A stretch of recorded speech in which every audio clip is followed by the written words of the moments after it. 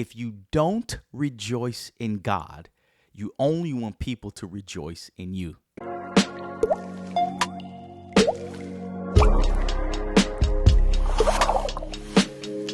Have you had your daily drip?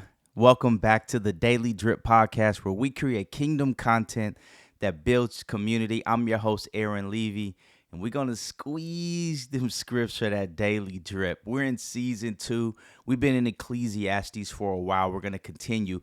Last week we squeezed and we talked about something that was better. If we think about last week, last week we talked about 2 are better than 1, and we're going to continue talking about what's better. He does this contrast, but the drip for today is advice. And let me give you some advice. If you're new to our community, I would advise you to lock in, because what are we doing? We're taking thirst-quenched drips of Scripture. We're reducing it to one word. We're going to dialogue about it, and we're going to strive to practice it for the week. DRIP stands for devotional reading for insight and practice. This drip is advice. So if you're new to it, go ahead and subscribe. You can follow on Instagram and share it with people that you think will be a benefit to. We're going to be in Ecclesiastes 4:13 through 16. Let's go. Better was a poor and wise youth than an old and foolish king who no longer knew how to take advice. For he went from prison to the throne, lows to highs, though in his own kingdom he had been poor. I saw all the living who move under the sun. Remember that wisdom under the sun. Along with that youth who was to stand in the king's place. There was no end to all the people, and of all whom he led. Yet those who come later will not rejoice in him. Surely this is also vanity and striving after the wind. Advice. Man, he's saying the same things he's been saying for a while here, where he's talking about under the sun. And remember, when you're talking about wisdom under the sun, that wisdom under the sun does not include God. So Solomon, he has wealth, he has women, he has riches, he has all these things. And what he's trying to search here is, hey, under the sun can I be wise? Under the sun can I find wisdom? And what we're learning as we look through this book, you can't. Because that pure wisdom comes from God. But he's still on this journey. And he's talking about what's better. He's learning that it's better to be poor and a wise youth, because he's valuing wisdom. And what is he contrasting it with? An old and foolish king. Now, this is very interesting because he's contrasting somebody that was poor that became a king, because he says he went from prison to the throne. So this is someone who had a low season and then experienced a high season. But he's saying here, man, it's better if that person just stays poor and has wisdom. But the contrast is, if you're old and foolish and you don't know how to take advice, it's best that you not become king. Now, king or throne is just you being at the height of your purpose. So we're saying like, hey, if you're married and you don't know how to take advice from each other, probably shouldn't have kids. That's what he's saying, because it's talking about getting to the next level. Hey, if you're a teacher and you want to be in administration, you want to be a principal, you want to be a superintendent, but you're not taking advice from people, probably should stay a teacher. That's the drip here. So like if you're volunteering at church and you feel like you're called to full-time ministry, but you're not taking advice from people, probably should stay a volunteer. That's how we start practicing it ourselves. Because if we look at this person in verse 14, it says he went from prison to the throne, though in his own kingdom he had been poor. So what does that mean? In the same community, the same people around him, he was known in the community for being in prison, and now he's in the palace. Who does that make us think about? Joseph. Who does that make me think about? Me or you. Being in the same community, have you been in a season where you didn't have a job, you didn't have money, things were going bad in your life, but then all of a sudden, boom, very fast, God blesses you, but you still have the same spouse, the same friends, the same community. So he's saying in this same community, we have lows and we have highs. Now, what helps someone get from a low season to a high season? Taking advice. Here's what's so dope about God's wisdom. And this is why God allowed trials through Joseph's life, why he'll allow trials through our life. Because if you're going to become a king, you have to decide who's going to be a prisoner. If you're going to become king, you're going to have to manage prisoners. So sometimes God gives us experience as prisoners so we can have compassion for prisoners. And sometimes we're praying for God to take us to a high season. And while we're praying for him to take us to a high season, things get worse. Things get lower. But he's giving us credibility to help those that we will be able to lead. That's why advice is so important. When I was a kid, my dream was to be a rapper. Oh my God. But it wasn't to be a rapper to make a difference in the world. It was to be a rapper so I could be a king, so I can get attention, so people could see how dope I am, etc. And that's why I never got signed. Thank God I never got signed as a rapper, because I wanted to be a rapper for the wrong reasons. I wanted to use the gifts that God has given me to give me attention, because my mindset was poor. What about you?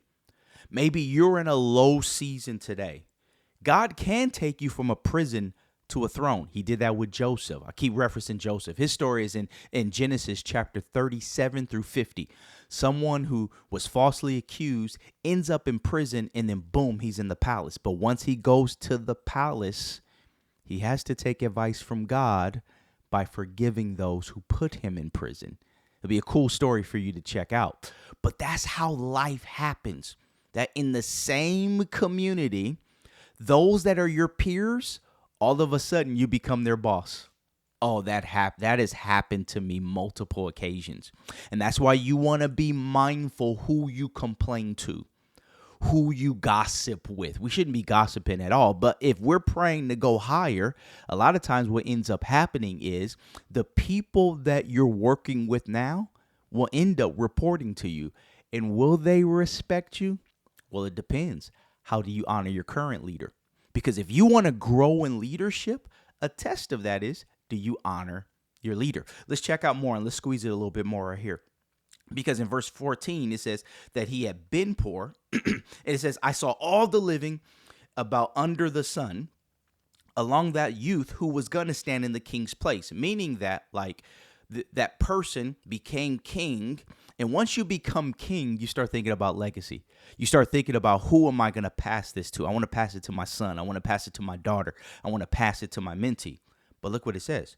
And there was no end to all the people. Verse 15, all the living. Verse 16, all the people, all of whom he led. So many people thinking about legacy and who I'm going to pass it to, but there's so many people. But look at these people. Yet those who come later will not rejoice in him. Surely this is also vanity and striving after the wind. That's the motive of leadership. It gets tested. Because here's the thing. Sometimes when you become king or queen, or the height of your purpose, or you have your throne, your process is working. You are an entrepreneur. You are at scale. You think about legacy, and you want people to rejoice in you. You want people to be happy with your product, happy with your customer service, happy with things that have gone on. But what ends up happening is, if you don't rejoice in God, you only want people to rejoice in you. That's why sometimes we become people pleasers, because we want people to rejoice in us because we're not finding our satisfaction in God. And the more that we rejoice in God, we will be content with whatever God puts in our hands. So if you're a king for a season and you pass it off to your son and it doesn't go so well, I'm still going to rejoice in God, because our identity is not based upon what we do. Our identity is based upon who we are, and who we are is in God. Who we are is in Christ. So that's what we're going to practice this week. The first thing is, who do you take advice from? That might be a challenging question. You may be thinking, man, I don't really be taking advice from people. And here's the easiest way to take advice from people. Who are you asking? Who do you ask questions to? Who has permission in your life to tell you no? And now it's no. You were thinking it was left, and they tell you to go right. And based upon them telling you to go right, you go right. Who's that person or people? Who's that married couple that's been in the journey longer than you? And you get into a fight with your spouse and they say, hey, this is the play to run. You didn't want to run that play. But though you've taken advice, who is that person? Because that's what it's saying here. It is better to be poor and wise than to be an old king who doesn't take advice. Because if you become an old king that doesn't take advice, you won't keep your kingdom. You won't keep that relationship. You won't keep that business. You won't keep whatever you're trying to keep. It needs advice. So that's the question. Who in my circle do I take advice from? If it's no one, then you start looking around you and say, you know what? Who has values that I would strive to live like? That person loves God. That person knows the Bible. That person serves. I love the way they treat their spouse. I love how their kids respect them. I love whatever that, their work ethic, their business. Oh man, I love their book, whatever that is. What list of questions would you ask them? Write those questions down.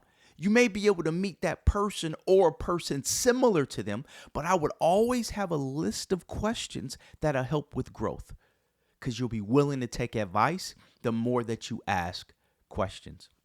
The second way that we'll apply it this week, because we're going to practice this. Do we rejoice in God, or do we want people to rejoice in us? The easiest way to reset that on a daily basis is starting every morning rejoicing in God. That's prayer. And when you start every morning rejoicing in God with prayer, use the Lord's Prayer as an example. The Lord's Prayer starts with your name, your kingdom, your will. God, I exalt your name. I exalt your kingdom and I want your will.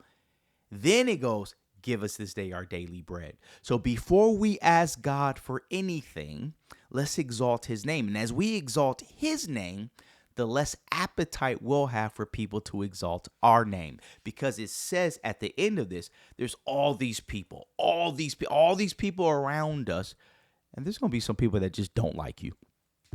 There's going to be some people that just don't rock with you.